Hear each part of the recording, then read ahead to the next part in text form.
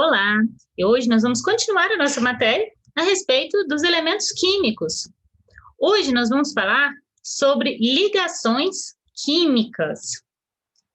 Então, antes de assistir essa aula sobre ligações químicas, é muito, mas muito importante que vocês assistam a aula sobre formação de íons. Os átomos, eles vão se ligar uns aos outros, então eles vão ter essa tendência para formar o que nós chamamos de agregados atômicos, né? Esses agregados atômicos é o que vai constituir as substâncias, os materiais, né? Então, tudo que existe ao nosso redor não são átomos isolados, mas são átomos unidos uns aos outros, formando substâncias. Os materiais ou as substâncias vão ter características diferentes, né? E essas características ou propriedades diferentes, cor, estado físico, textura, muitas vão estar relacionadas aos tipos de ligações químicas. Então, as características, como a cor, o estado físico, vão ser determinadas em grande parte por causa das ligações químicas que mantêm os átomos unidos entre si. Essas ligações, elas podem ser de três tipos, que são as ligações iônicas, covalentes e metálicas. A gente vai falar de cada uma delas. O tipo de ligação de cada material e as características vão dar origem a propriedades químicas e físicas que são diferentes, né? E, aliás, isso também dá origem a todos os estados físicos que a matéria pode ser encontrada em temperatura ambiente. Eu coloquei aqui alguns exemplos, né, de como que os átomos eles podem estar ligados. Olha aqui no meio que interessante, né? Essas aqui são as moléculas de água. Então, quando a gente vê um copo com água, né? Então, primeiro, a gente não tem só molécula de água, né? Já conversamos a respeito disso, né? Então, caso isso fosse água destilada, né? Que é uma substância pura, ela só teria moléculas de água. Olha como elas estariam, né? Aqui um outro exemplo, uma molécula um pouco mais complexa, né? Que tem átomos de carbono, hidrogênio, oxigênio. Então, a natureza é formada dessa maneira, né? Com átomos ligados entre si. Relembrando, né? Então, os elementos químicos, de modo geral, eles estão equilibrados na natureza, né? Eles estão de forma balanceada, com o mesmo número de prótons e elétrons. Porém, para eles ficarem estáveis com a última camada completa, eles têm uma tendência a perder ou a ganhar elétrons. Então, geralmente, eles estão neutros, com o número de prótons igual ao número de elétrons. Porém, podem acontecer perdas e ganhos de cargas elétricas, né? Então, principalmente os elétrons.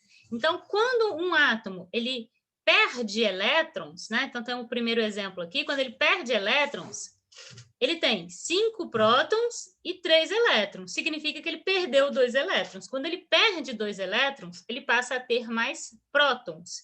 E assim ele vai formar um cátion, que é um íon positivo. Por que ele é positivo? Porque ele tem mais prótons do que elétrons.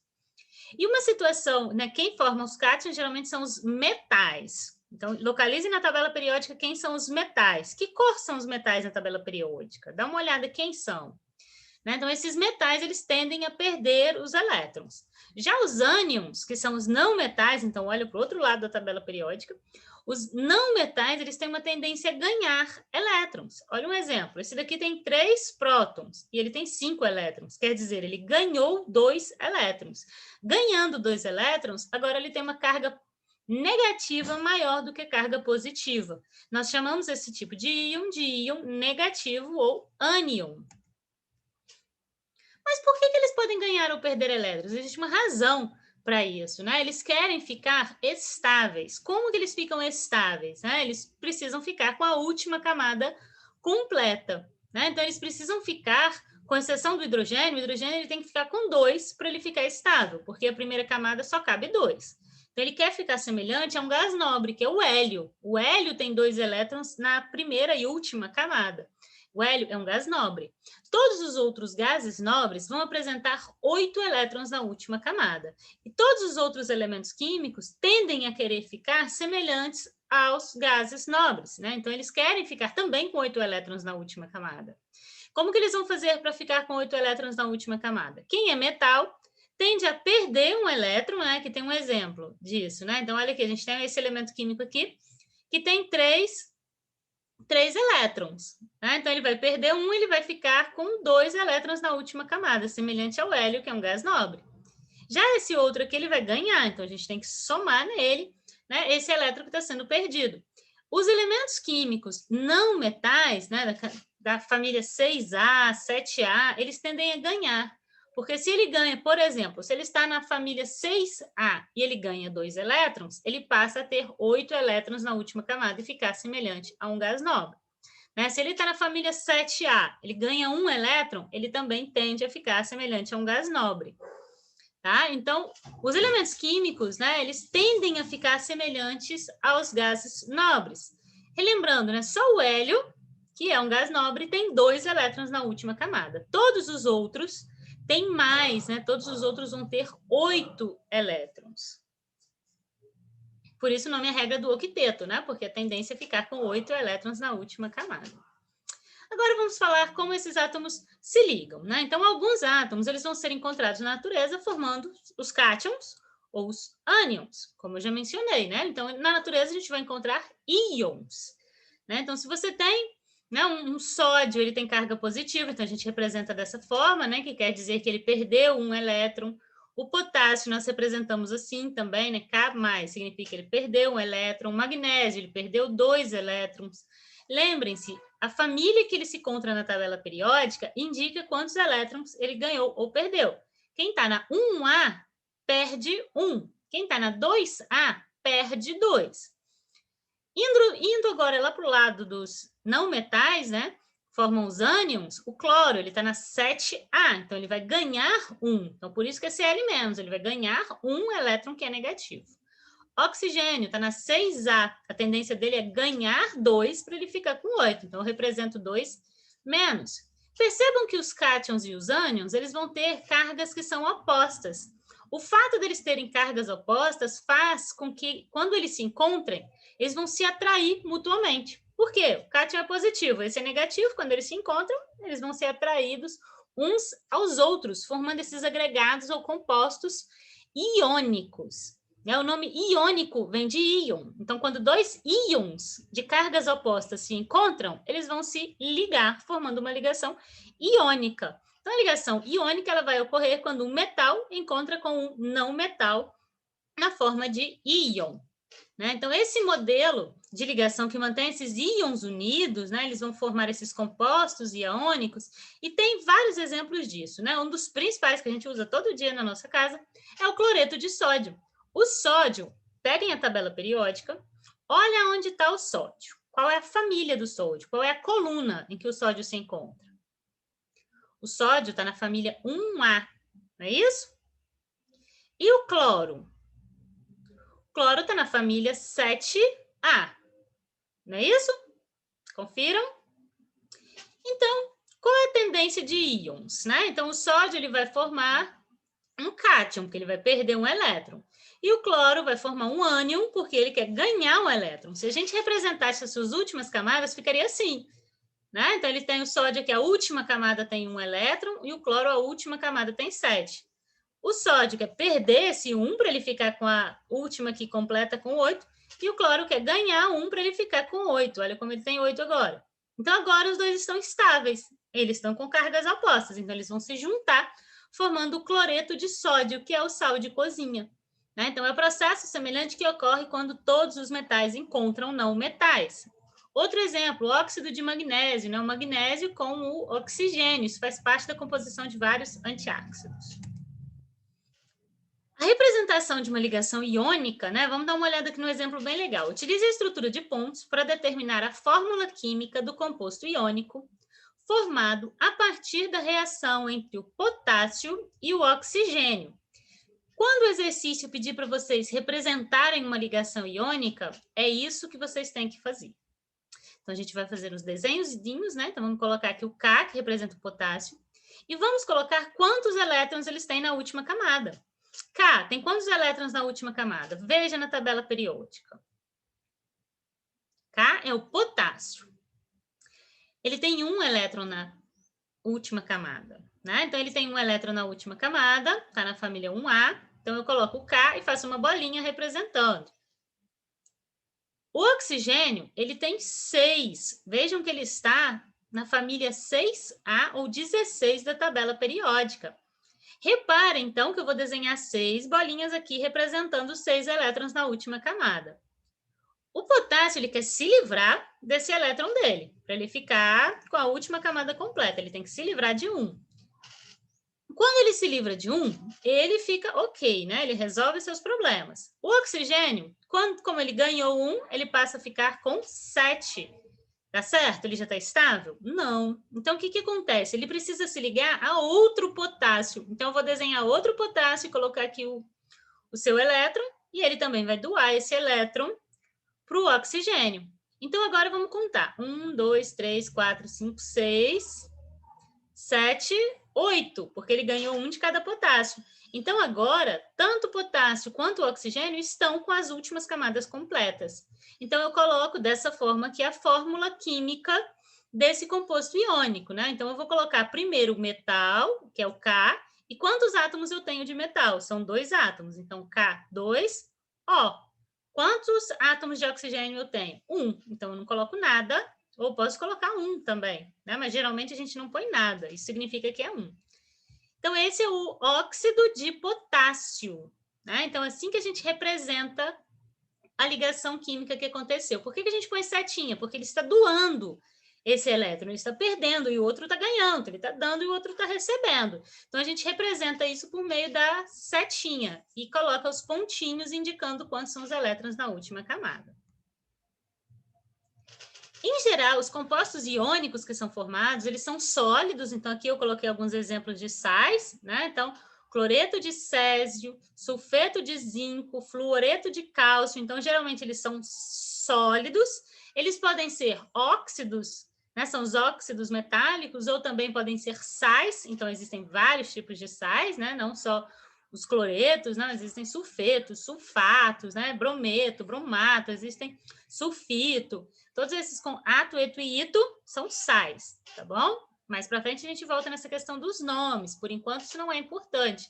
O que é importante? Você saber que quando um metal se liga a um não metal, ocorre uma ligação que é iônica. E o composto formado por uma ligação iônica, geralmente são sólidos em temperatura ambiente, eles têm alta temperatura de fusão e de ebulição, então precisa de uma temperatura muito alta para eu conseguir derreter, né, um tipo de sal. Sólido, eles são péssimos condutores de energia elétrica, porém, quando eles estão dissolvidos em água, olha um exemplo aqui, né? Quando ele está dissolvido em água, eles conduzem corrente elétrica, porque eu tenho os íons liberados ali na água. Então, ele conduz corrente elétrica. Olha um exemplo. Né? Colocou todo um aparelho aqui, uma lâmpada ligada, e a única coisa que está abastecendo essa lâmpada é essa solução com cloreto de sódio. Sólido, isso não acontece. Quando o sal está dissolvido em água, ele conduz a corrente elétrica. Outro tipo de ligação química é a ligação covalente.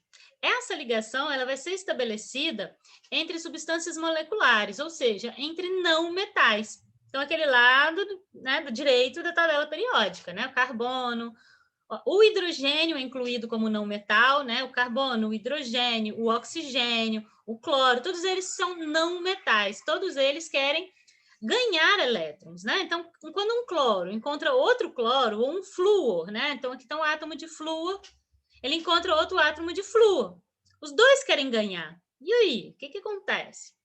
Eles se ligam a si mesmo. Só que ninguém perde. Eles ficam bem próximos uns dos outros e eles vão compartilhar, eles vão dividir um elétron. Então, esse precisa ganhar um, esse também precisa. Então, ele fica bem próximo, né? E quando a gente conta a última camada aqui, vamos lá. 1, 2, 3, 4, 5, 6, 7, 8, porque ele pegou um emprestado. Agora, quando a gente conta do outro, 1, 2, 3, 4, 5, 6, 7, 8, porque ele pegou um emprestado. Então, nessa situação, quando eles estão compartilhando, ambos ficam estáveis com 8 elétrons na última camada. Então, na ligação covalente, ela não vai formar íon, porque ninguém vai perder e ninguém vai ganhar. Eles vão compartilhar elétrons. Então, a ligação covalente ela vai se estabelecer nesse compartilhamento de pares de elétrons da última camada e resulta nessa interação aqui. Como que a gente representa isso? Né? O exercício pediu para eu representar uma ligação covalente.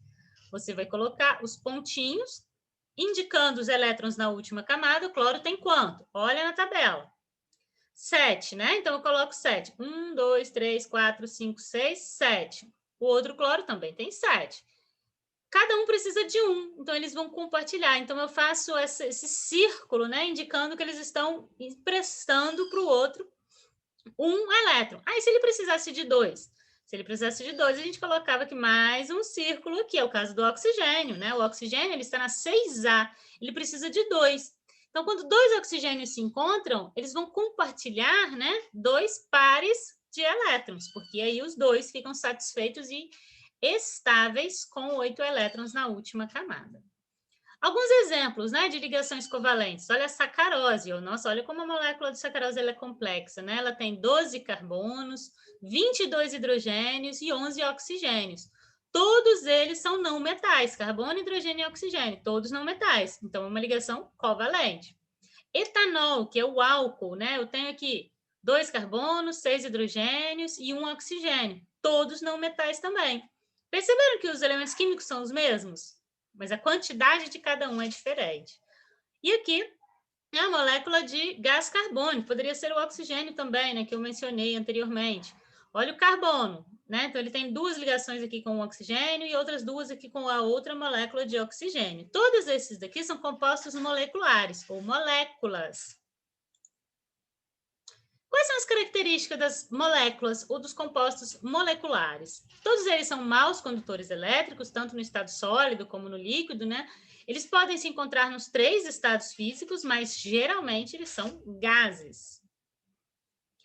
Como os elétrons eles são compartilhados, né? Eles não formam íons, então eles também não conduzem corrente elétrica. Aqui tem outros exemplos de ligações covalentes. Olha o bromo. Bromo, pega a tabela periódica, dá uma pausa no vídeo, procura o bromo na tabela periódica. Encontrou? Ele está na família 7A. Então, ele tem 7 elétrons na última camada. Ele precisa ganhar 1. Então, quando 2 bromos se encontram, eles compartilham um elétron e ambos ficam satisfeitos. Olha o cloro quando encontra um oxigênio, né? O cloro, ele precisa ganhar 1 para ficar com 8. Já o hidrogênio, lembra que o hidrogênio ele não quer ganhar 8. O hidrogênio ele quer ficar igual ao hélio. O hélio também é um gás nobre, mas o hélio não tem 8, o hélio tem 2. Então, o hidrogênio ele só precisa ganhar 1. Quando ele ganha 1, ele já fica igual ao hélio, tá ok, tá ótimo. Né? Mais um exemplo, olha, esse exemplo é bem complexo. Olha quando o carbono encontra o cloro. O carbono ele tem 4 elétrons, ele precisa ganhar mais 4. Então, quando ele encontra o cloro, ele precisa estabelecer relações com 4 átomos do cloro. Por quê? Porque cada cloro só quer compartilhar 1, porque ele só precisa de 1. Né? Então, eu preciso de 4 átomos do cloro para que o carbono consiga todos os seus 4 elétrons emprestados. E o último tipo de ligação química é a ligação metálica. Nas substâncias metálicas, os átomos eles vão se manter unidos por ligações metálicas, né, que ocorrem principalmente entre os elementos de transição, ou seja, entre os metais de transição, metal com metal. O modelo mais utilizado é o de mar de elétrons. Por quê? Na ligação metálica não existe uma cadeia fixa, né? Então, eles não estão sempre perdendo ou ganhando, os elétrons transitam entre os átomos desses metais. Então, formam-se nuvens de elétrons, mantendo esses átomos unidos. Não se preocupe, a gente não vai fazer esquema de ligação química referente à metálica, né? Justamente por ela ser bem mais complexa, né? E não ter um padrão muito bem definido. Né, diferentemente da iônica e da covalente. Essa movimentação, ela explica a condutividade elétrica, né? Então, como os elétrons eles se movimentam de qualquer forma, isso justifica o fato dos metais eles serem bons condutores elétricos, então a gente usa para fazer fios, né? Fios de cobre, fios de ouro. A única ligação metálica que é líquida é a do mercúrio, todos os outros eles são sólidos. O mercúrio a gente usa para fazer termômetro, porque como ele é líquido, qualquer variação na temperatura faz ele se expandir, né? Então, ele pode subir ou descer dentro desse capilar. À medida que esquenta, ele se expande, aumenta de tamanho e ele leva a alterações aqui na temperatura. Os metais, as ligações metálicas, elas também permitem com que esses compostos metálicos eles sejam bons condutores de calor. Então, metal também conduz bem calor. Todo mundo já queimou a mão colocando, encostando aqui na colher ou na panela, né? Porque quando é de metal, o calor ele se propaga bem mais rápido. Se a colher fosse de madeira, Isso não aconteceria, porque a madeira ela é orgânica, então ela não é um bom condutor térmico, né? Já o metal ele conduz o calor com muito mais facilidade, então ele é um condutor elétrico e também é um condutor térmico, significa que ele conduz bem o calor, por isso que a gente faz panela de metal. Outras duas propriedades, né, que são observadas é a capacidade de ser maleável, né? Então a gente pode moldar o metal com muita facilidade, a gente aumenta um pouco a temperatura e a gente pode movimentar, né, moldar e transformar em várias coisas, né? O exemplo é o que a gente faz com o ouro, né? Transforma em brinco, cordão, joias, né? Então a gente molda com muita facilidade. E a ductibilidade, que é essa capacidade de a gente transformá-los em fios, né? E isso ainda associado ao fato deles ser um bom condutor elétrico. Resumindo, né? Então, a ligação iônica. A ligação iônica, ela vai ocorrer quando um átomo perde e o outro ganha elétrons. Um doa e o outro recebe. Ela vai ocorrer entre um metal e um não metal. Então, se eu tenho uma determinada fórmula química e eu quero saber qual é o tipo de ligação, o que eu preciso ver? Eu preciso ver se aqueles elementos químicos são metais ou não metais. Se um é metal e o outro é não metal, a ligação é química.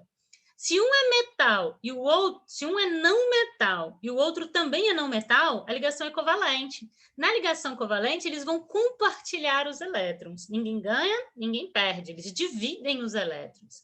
Então, é não metal, né? Então, gás oxigênio, gás cloro, né? Cl2, o gás bromo, que é o Br2, todos eles são ligações covalentes, né? A molécula de água, que é H2O. Então, eu sempre olho, se os dois são não metais, é uma ligação covalente. E a ligação metálica, ela vai ocorrer quando os dois são metais. Olha que interessante, né? Então, aqui tá, a bolinha é o elétron. Então, o elétron ele pode transitar de um para o outro, né? Então, ao mesmo tempo, esse ganha, esse perde, depois o elétron inverte de lugar, né? Então, forma as nuvens de elétrons, que permite, né, essa movimentação dos elétrons de um átomo para o outro. Isso somente na ligação metálica.